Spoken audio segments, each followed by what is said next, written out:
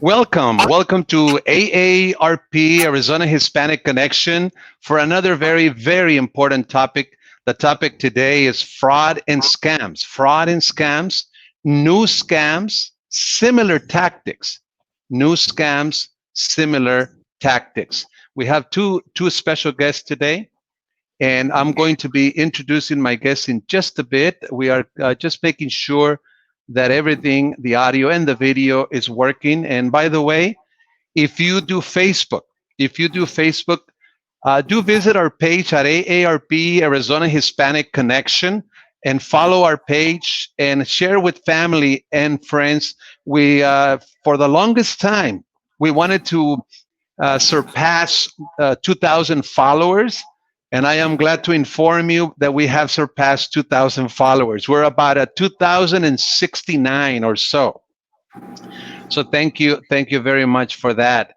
And again, please visit AARP, Arizona Hispanic Connection, and follow our page.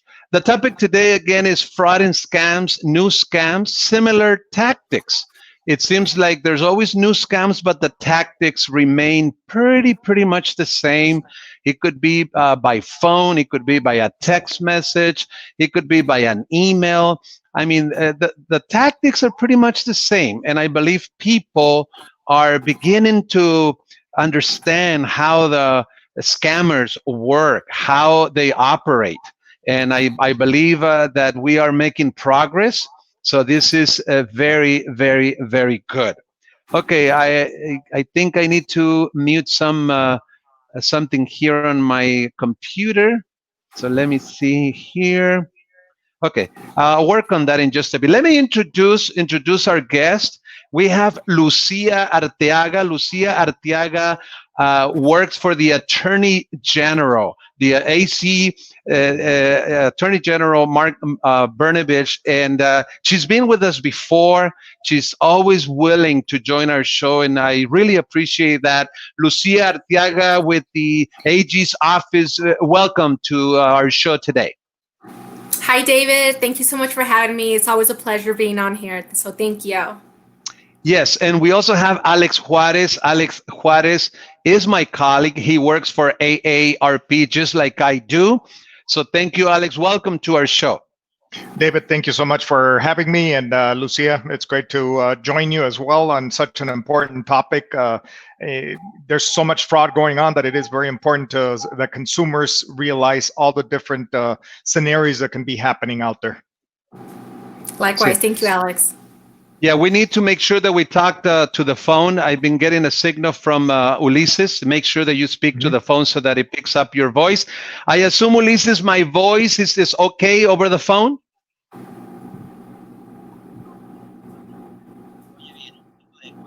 Perfecto. Thank you. Well, let's start. Let's start talking about this fraud and scams. And I would like us to, with the stimulus impact payments, I believe millions of folks have received, including myself. I assume that you also got your checks already, or the direct deposit. But all of a sudden, out of the blue, so to speak, when we thought checks would be sent to homes, all of a sudden debit cards began to be mailed to homes. And I believe it caught us all off guard. And so there is some, I guess, elements that could lend itself to scammers.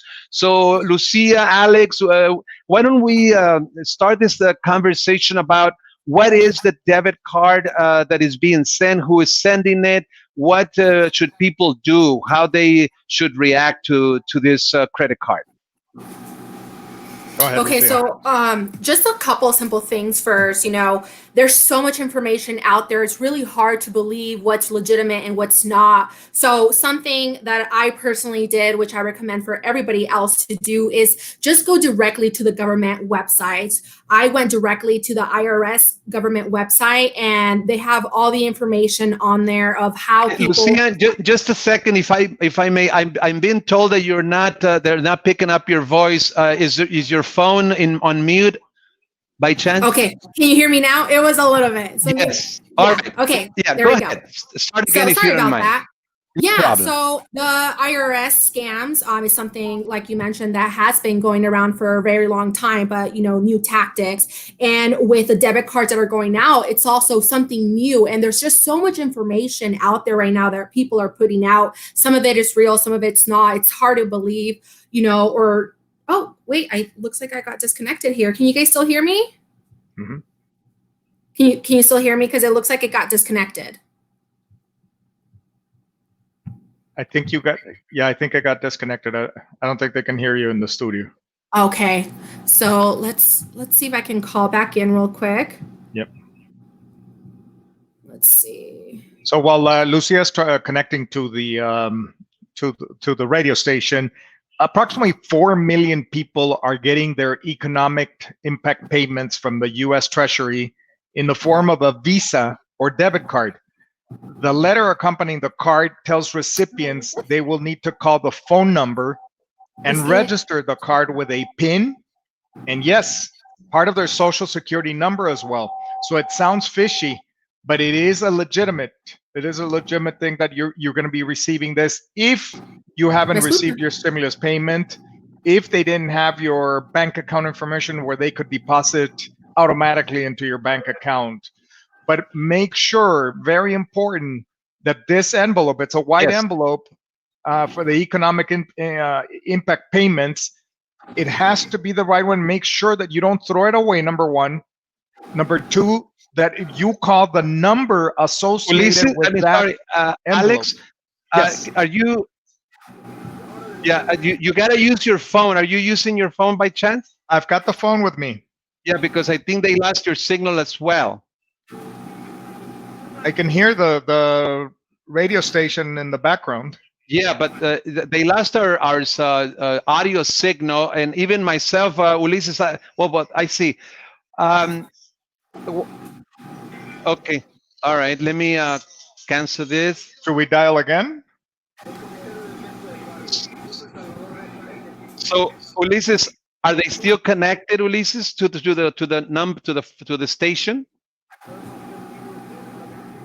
Okay, well, we're having some issues, technical difficulties with the audio.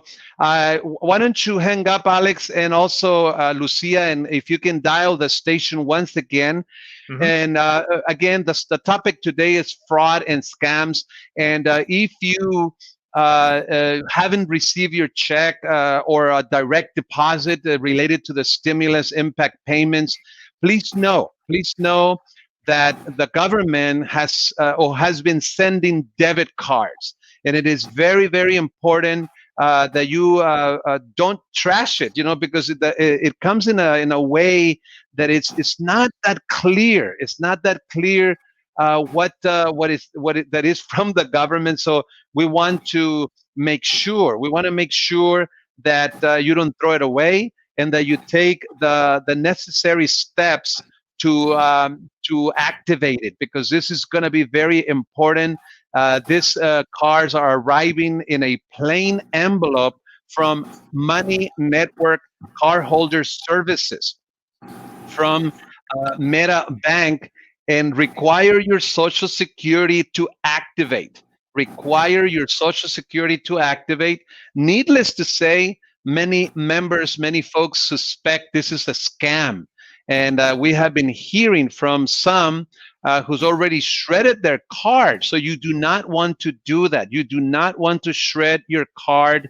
It is from the government, believe it or not, and it is very, very important that you do not shred your card.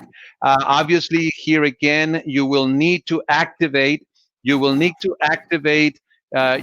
card using your Social Security number. So this is a little bit tricky. So be very, very careful with that. It's important that you are careful not to throw it in the trash. So again, very, very important. But we are reiterating that the government is sending those debit cards instead. Well, I don't want to say instead of, but because I believe that some folks are still getting checks.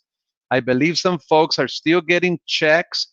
it is also, or the government is also sending this debit card. Very, very important to make sure that that you don't throw it away. I believe we are connected, Alex and Lucia.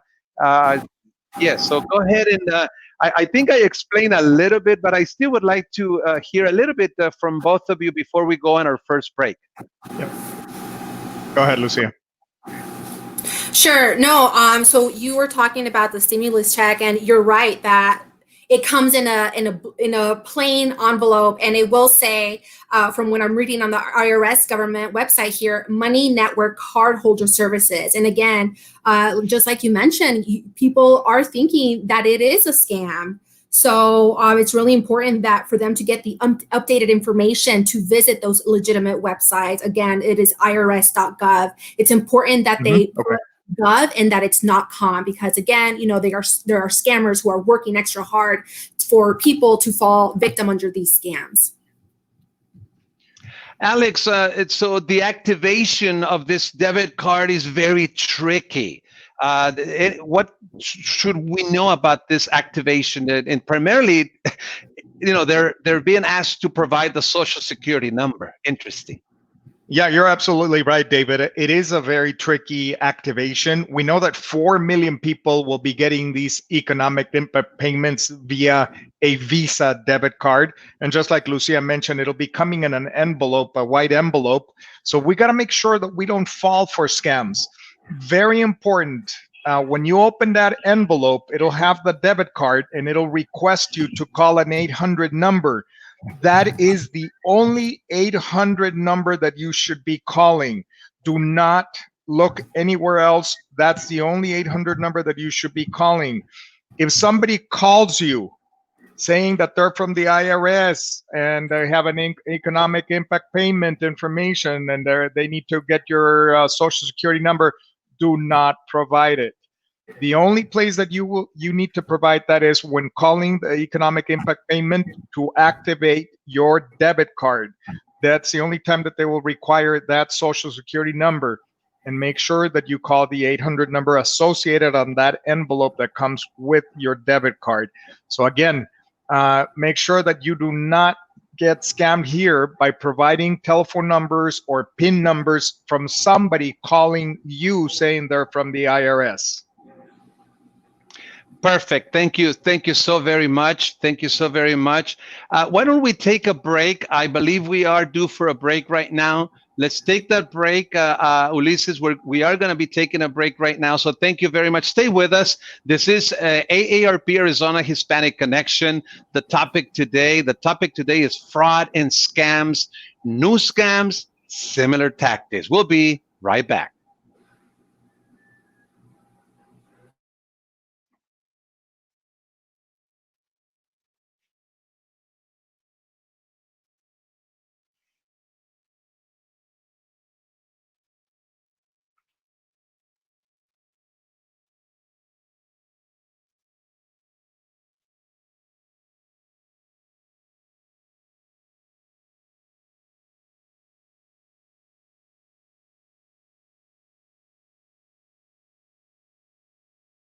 Sí. Sí. Muy bien.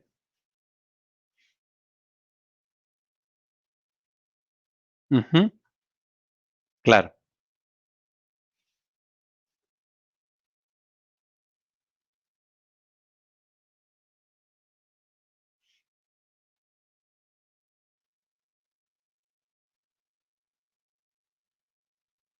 Ok.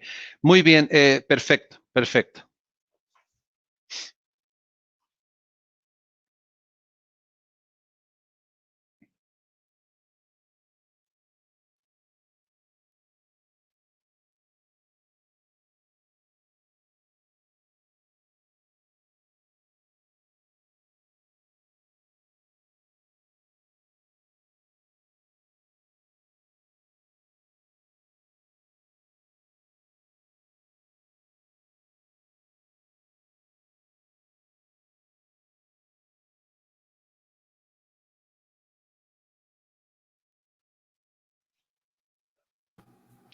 Thank you. Thank you for staying with us. This is AARP, Arizona Hispanic Connection. We apologize for the audio difficulties. We are trying to do a radio show and also a Facebook Live at the same time. And sometimes it's not the easiest thing to do, but we're understanding and we're learning, and I believe we'll get it working right, hopefully, for the second half of this English show. Stay tuned for the Spanish. Following the English, we'll cover the same material in Spanish right after this show.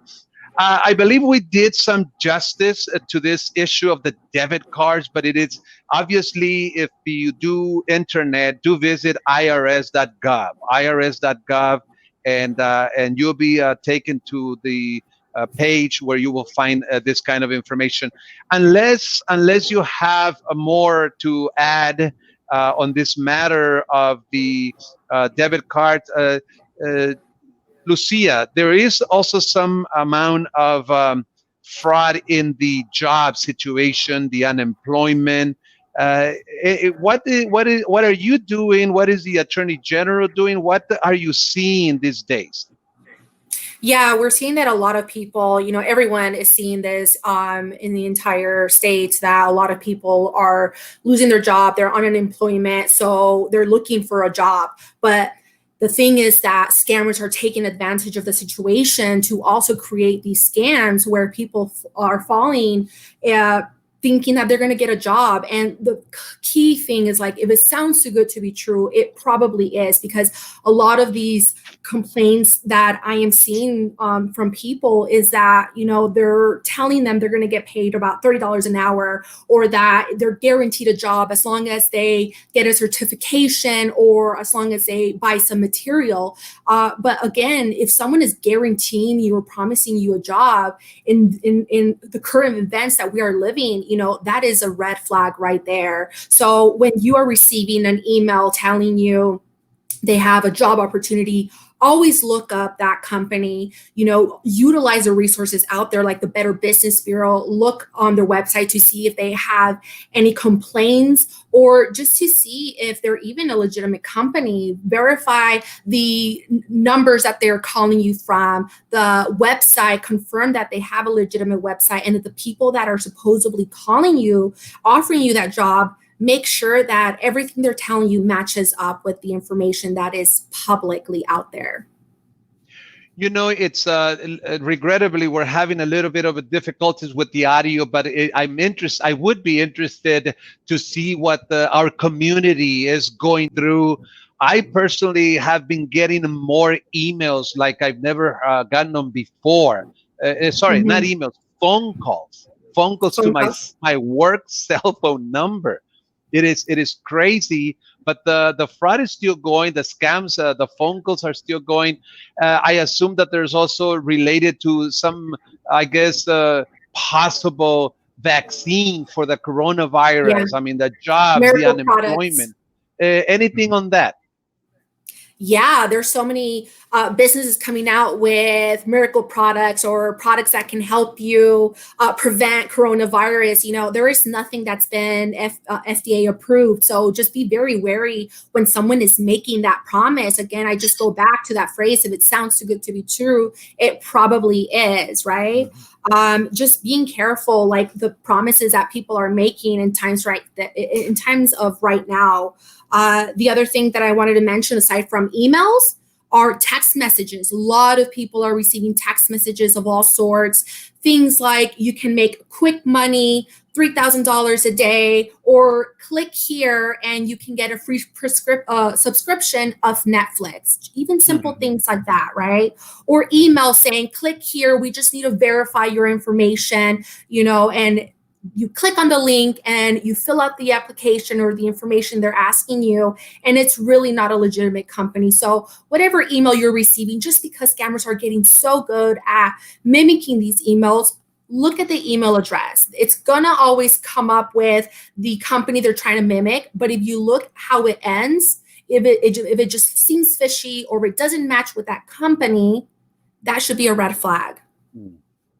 Definitely, definitely. Alex, we are going to be doing a Fraud Watch Network Teletown Hall. Is it this week or the week after? It's coming up next week on Tuesday, David. It'll be at 10 a.m. Arizona time. We are going to have the Arizona Attorney's Office joining us. We are going to have the FBI as well. And we have an expert from AARP Fraud Watch as well that will be talking about the latest scams that are taking place. So we invite everybody to join us next week on the 9th at 10 a.m. Arizona time on the AARP Arizona page. And I believe you're going to be sharing that as well at the AARP Arizona Hispanic Connection page as well. That's correct. And by the way, we want the community to know that AARP has state offices in every state of the country. We have been very, very busy now with the coronavirus, from the legislative point of view, giving information on the stimulus packet, also on employment, and now with fraud. And right. AARP in Arizona has two Facebook pages. One is the AARP Arizona Facebook page, and then the AARP Arizona Hispanic Connection page, right. where we emphasize the Hispanic Latino community. Now, Lucia, you and I have been sharing ideas and sharing the work actually as it relates to fraud and scams. And I understand that you also started a kind of a Spanish page or as part of your work as a Hispanic coordinator for the Attorney General. Can you give us an update on what the address is? And I understand that you have scheduled some webinars coming up. Would you mind? Yeah, thank you for mentioning that. So everyone can follow us on Facebook. It's facebook.com and then / Procurador Arizona. We have the information on there about our upcoming webinars. We have one in English, 6/4 at 12 p.m. It's going to be on internet safety. And then on June 5th, it's going to be on life care planning. So we're going to be talking about advanced directives, the mental and healthcare power of attorney. Again, that one is on June 5th at 12 p.m. And then next week, we'll have the human trafficking presentation on 6/9 at 12 p.m. And then if they want to learn more about the Spanish webinars, we have that again on Procurador Arizona on our Facebook page. Perfect. This is great. Okay, so again, lots of resources. Also, Alex. Well, actually, let me just go back just a little bit because, and you and I, Lucia, talked a little bit about the life care planning. I got the calls left and right a lot. My number is all over the place. And yesterday, I got a call about a gentleman that was wondering what to do with his house after he passes. There's so many. I asked him if he had this was another person who had a husband with Parkinson, or at least in the early stages. And so I asked the famous questions, have you completed those power of attorney letters related to finances, related to health? We talked a little bit about the difference between a testament and a living trust. These topics, as I gauge our community through phone calls, it just kind of tells me that we need to do a lot of education on this topic. So when I heard that you're doing life care planning, I was really attracted to that. And you and I already briefly spoke that we would like to schedule and do a Facebook Live and a radio show in the next several weeks.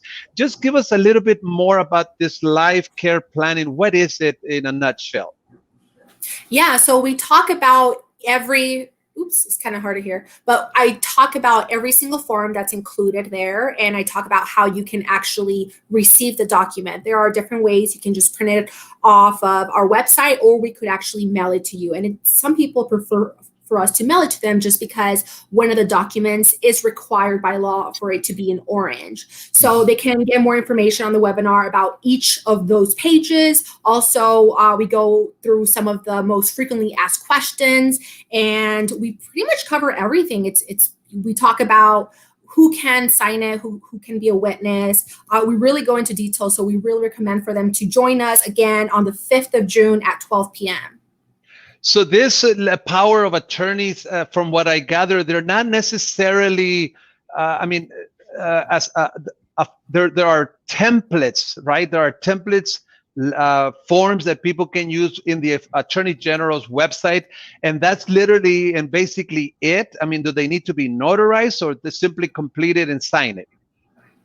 Yeah, so it needs to be completely filled out. There are parts that people do not need to fill out, but again, really go more into why it's important to fill most of it out. And then we also tell people that they can actually fill this form out or have their own attorney create this power of attorney. But we have just created this document for anyone to just pick it up because it's free. And it is important for them to know that if they do use an attorney or if they do create their own, there needs to be specific language that's in the statute. So that's why we've made it easy. It is kind of like a template, but again, some people need it more specifically or, tailored for them. So they can always hire their own attorney to create their own. And last, before we finish, Lucia, what sort of things can the public reach out to the Attorney General's office for? I know that a lot of times we don't understand fully what the function is, but just in about 30 seconds to a minute max, what sort of things do you take care of when from the public in terms of phone calls reaching out to you? Absolutely. So first, I want to mention our CIC team. They are the Consumer Information and Complaints section. Anyone who feels like they've been a victim of a scam or fraud, we want them to report it to us to let us know what has happened to them. Second thing is community outreach and education. We provide so many resources throughout the entire state. Some of the topics are things like for parents and family, internet safety, human trafficking, e-cigarettes, opioids. We talk about scams, we talk about life care planning, and then we also have a civil rights section where they talk a little bit about discrimination and housing and employment discrimination. So, use us, call us. If, let's say, we're not able to help, we can at least guide you to the right direction. Mm-hmm. Thank you so very much. Also, if you would like to receive information from AARP on fraud, there's different ways to get to this site. But if you just remember AARP Fraud Watch Network, AARP Fraud Watch Network, you'll get to it. We have lots of information. There's just a lot of scams and fraud. And we have a team of dedicated folks who are just basically fishing, if you will, or researching, scanning all this type of activity that is going on in our country. So I want to thank again Lucia Arteaga from the Attorney General's office, Alex Juarez with AARP. Thank you so much for joining us. This is all the time we have for now. Thank you very much. Thank you. Thank you for having me. All right, stay tuned for the Spanish program. This was AARP Arizona Hispanic Connection.